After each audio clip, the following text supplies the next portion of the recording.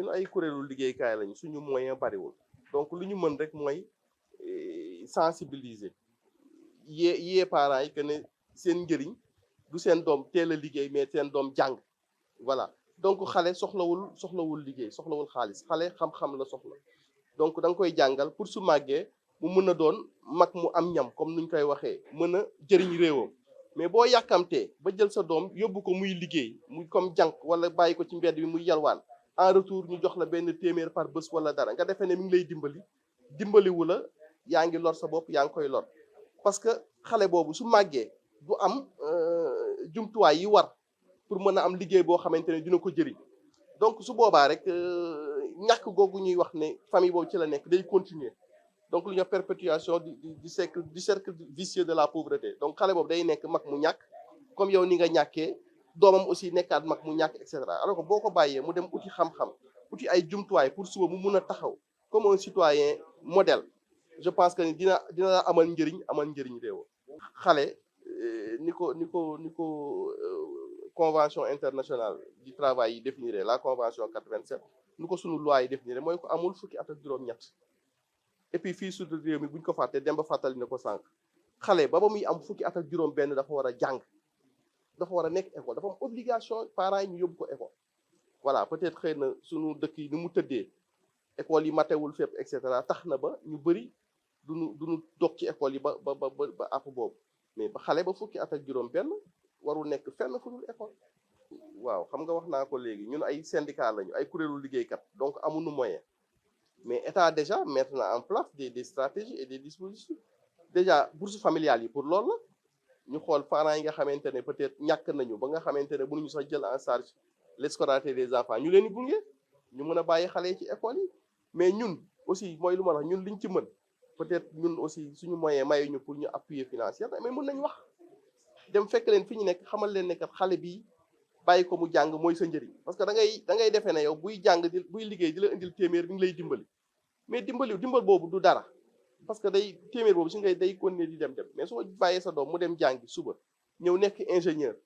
mais à la place de téeméer par jour pour na la jox 15 000 par jour wala 20 000 par jour donc aspect bi communication bi je pense que ne mooy l'élément essentiel et je pense que ne programme yu ñuy mettre en œuvre après ak ñoom madame Sow si loolu lay nekk dem fekk parents yi ci fii nekk les jeunes pourvoyeuses d'enfants travailleurs et d'enfants mandia xamal leen ne lii ngeen di def nii seen loraange la loraange xale yi je pense que yokkuwul mi ngi wàññeeku c'est que peut-être lii tax ñuy am impression que ne dafay yokk nous avons aussi un fort taux de natalité progression démographique bi aussi dafa gaaw peut-être état amul assez de moyens pour construire assez d'écoles partout et avoir assez d'enseignants loolu aussi sous-développement aussi peut-être moo koy waral mais ñun ñëpp constaté nañ que ne bon effectivement l'État a fait d'énormes progrès dans la construction de nouvelles classes et cetera yi abri provisoire yi ñu doon wax gis nga ne mi ngi wàññeeku donc il y a beaucoup plus d'écoles dans des zones reculées loolu rek mooy stratégie bi amul leneen donc je pense que état bi mi ngi siy bay waaram mais c'est vrai que résultat yi gaawul comme ni ñu ko soxlawee mais je pense que dina ñëw mais absolument je pense que ne loolu aussi gis ngeen état bi effort yi mu ciy def ñu ci construire beaucoup de plus en plus de centres de formation professionnelle et cetera loolu dafa am solo parce que xale yëpp mënuñu dem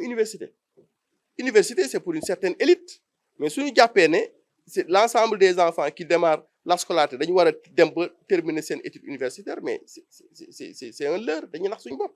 donc xale yi ñëpp yamuñu capacité da ngay jël ñi nga xamante ne mën nañ dem liggéey à partir de 16 ans comme ni ñu ko waxee dès le BFM ñu orienter leen vers des centres de formation ñu am métier déjà gis nañ ne fii dañu am carence yenn spécialités yi soo soxlaa plombier da ngay am problème même un maçon qualifié un mécanicien qualifié c'est un problème donc nañu mettre l'accent sur ça former xale yi ñu am ay métiers waaw suba nous serons que voilà mieux lotis. ñu nekk ci projet bi ñuy wax ensemble vers la réforme du travail bi nga xam ne day jëmmal ministère du travail jàppale ko ci liggéeyam waaye aussi jàppale ko si mu teg ay xalaat ak ay pexe yoo xam ni lépp liñ ko sëf du moins mu mën ko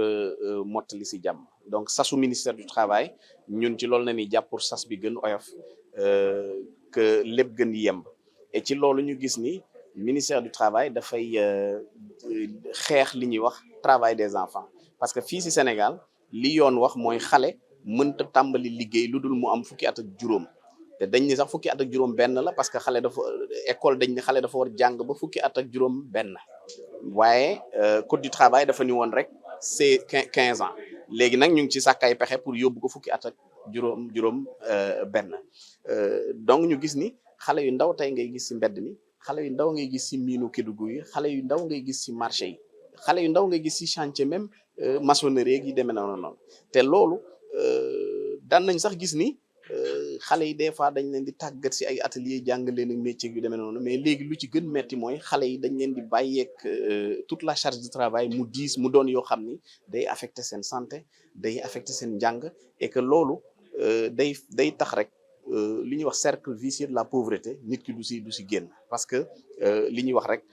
njàng dafa baax ci xale mais aussi xale bi am épanouissement ba soogam di mën dugg dans le monde du travail à partir de 15 ans loolu je pense que loolu na ñuy xeex stratégie bi nag GIZ da ci jàpp ci ñaari at yoo xam ne ñu ngi natt li nga xam ni defoon nañ ko ci première stratégie bi li nga xam ni yemboon na li yembul woon pour que stratégie bu bees bi ñu mën ko teg ci yoon boo xam ni tey ñu ngi tàmbali li ñuy wax campagne de vulgarisation mooy ñëpp xam lan mooy stratégie bi lu ko tax jóg waaye bu ñu jógee ci loolu dañuy gën nag dugg ci xàll yi nga xam ni mooy tax xeex bi ñuy xeex ci liggéeyu xale yi vraiment mën yemb. waa stratégie bi lu ci bees mooy tey partenaires yi mobiliser nañu loolu benn la ñaar tamit stratégie bi passé gis nañ ni problème moyen amoon na problème mu communication amoon na mais aussi problème mu implication des acteurs amoon na mais bii tey liñ ci jàpp mooy gouvernement wane na engagement am partenaires yi taxaw nañu waaye aussi je pense que les acteurs du monde du travail aussi manifesté nañu seen engagement pour que vraiment mise en œuvre stratégie bi mën yem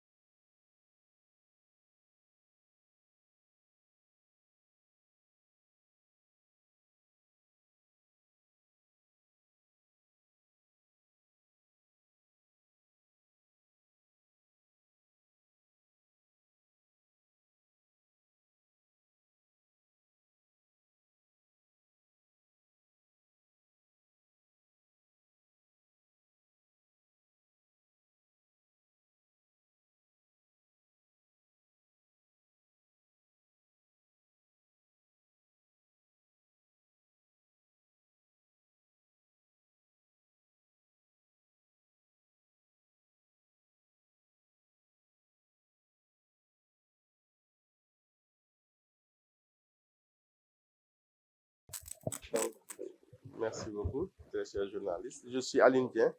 je suis le président du comité de lutte, du comité intersyndical de lutte contre les pires formes de travail des enfants. Voilà, donc il faut d'abord préciser que nous ne sommes pas un syndicat, mais plusieurs confédérations. Nous sommes sept centrales syndicales les plus représentatives du pays. Donc ce sont les 7 centrales syndicales les plus représentatives du Sénégal qui se sont regroupées dans ce comité intersyndical de lutte pour, en tout cas, éradiquer, apporter notre participation à l'éradication du travail des enfants, notamment dans ses pires formes. Parce qu'au Sénégal, quand tu parles uniquement de travail des enfants, ça pose problème. Parce que nous savons tous que le travail est un facteur socialisant. Donc, quand tu parles uniquement de travail des enfants, tu peux ne pas adhérer les masses. Donc, c'est pourquoi nous parlons de pire forme de travail des enfants. Donc, notamment la mendicité des enfants, qui est un aspect non moins important, parce que moi, c'est l'aspect qui me préoccupe le plus. Parce que c'est vrai, c'est pas, on peut considérer cela comme un travail, parce que ces enfants-là mendient à longueur de journée.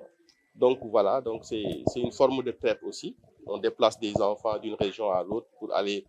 pour venir manger dans les zones urbaines, et je pense que c'est une catastrophe. La place de l'enfant, comme a eu à le souligner tout à l'heure Demba, c'est à l'école et non dans la rue ou au travail. Je veux dire, comment vous arrivez à votre Bon, déjà beaucoup sensibilisés, parce que c'est vrai, nous n'avons pas énormément de moyens en tant que syndicat pour retirer les enfants de la rue ou bien au travail. Mais tout ce que nous pouvons faire, c'est sensibiliser, aller parler aux parents, parce que l'un des aspects aussi de ce travail-là, vous le constatez tous les jours, c'est le déplacement des jeunes filles domestiques vers les villes. Par exemple, comme il a le faire récemment le comité de lutte, quand vous allez là où les jeunes là sont déplacés, parler directement à leurs parents, leur dire que ce n'est pas de leur intérêt de faire travailler les enfants très tôt. Parce que comme il a le souligné aussi Demba dans son allocution tout à l'heure, un enfant qui travaille sera un adulte peu formé et donc peu rémunéré. Donc, en procédant ainsi, on perpétue le cycle de la pauvreté. Donc, cet enfant-là n'aidera pas ses parents à sortir de la pauvreté et ne sortira pas lui-même de la pauvreté. Donc, ils ont intérêt à laisser leurs enfants à l'école pour qu'ils soient demain des adultes voilà, qui pourront assumer pleinement leur citoyenneté sénégalaise. Est-ce que des mesures d'accompagnement ont été prises pour les parents? Des mesures d'accompagnement, oui, bon, ça peut-être il y a les bourses familiales. L'État déjà a des stratégies pour aider les parents à prendre en charge l'éducation des enfants. Voilà. Mais nous, en tant que syndicat, nous n'avons pas ces moyens-là. Mais nous pouvons quand même sensibiliser. Voilà. Et je pense qu'il n'y a pas meilleur moyen de lutte que la sensibilisation.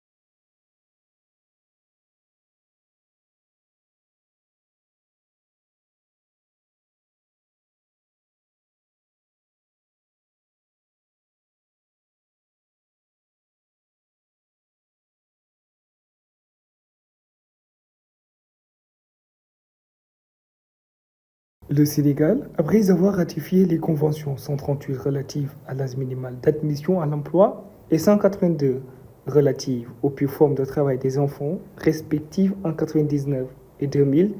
a élaboré le plan cadre national de prévention et d'élimination du travail des enfants. Le présent plan cadre national, qui cristallise les acquis et objectifs du Sénégal en matière de lutte contre le travail des enfants, s'inscrit dans cette mouvance. Il entend servir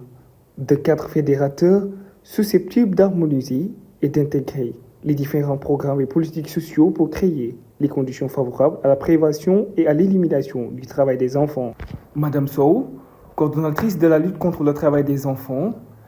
évoque les objectifs de ce nouveau plan cadre. L'objectif de la rencontre, c'est de procéder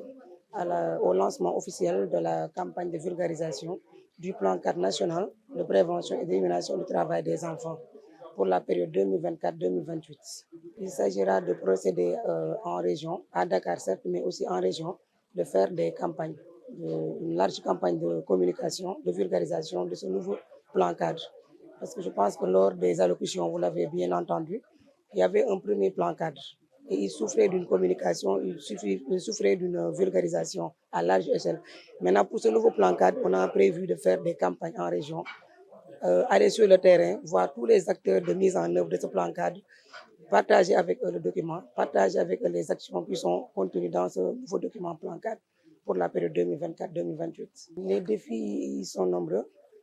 Les défis, je pense, au niveau même du plan 4, si vous avez les objectifs stratégiques qui sont dans le document, il y a d'abord un renforcement du cadre légal et réglementaire, parce que vous n'êtes pas sans savoir que le Sénégal a souscrit à des conventions, et ces conventions-là, aujourd'hui, il y a des dispositions en interne qui sont prises. Aujourd'hui, il est nécessaire d'harmoniser, de le mettre en conformité avec ces conventions-là auxquelles le Sénégal a souscrit. Pour parler des défis également, il y a les défis sur les données. Parce que, certes, à vue d'œil, vous voyez les enfants qui sont dans les rues, les enfants qui sont dans les marchés, un peu partout. Mais aujourd'hui, les données manquent. Parce que la dernière enquête qu'on a eue sur le travail des enfants, elle remonte de 2005. Et le phénomène aujourd'hui, il a évolué. Aujourd'hui, on a besoin d'enquêtes pour vraiment mesurer ce phénomène-là et venir à bout de son éradication. La mise en œuvre du plan cadre nécessite l'implication de tout un chacun. Par conséquent, son implication ne serait atteinte qu'à travers une synergie d'action.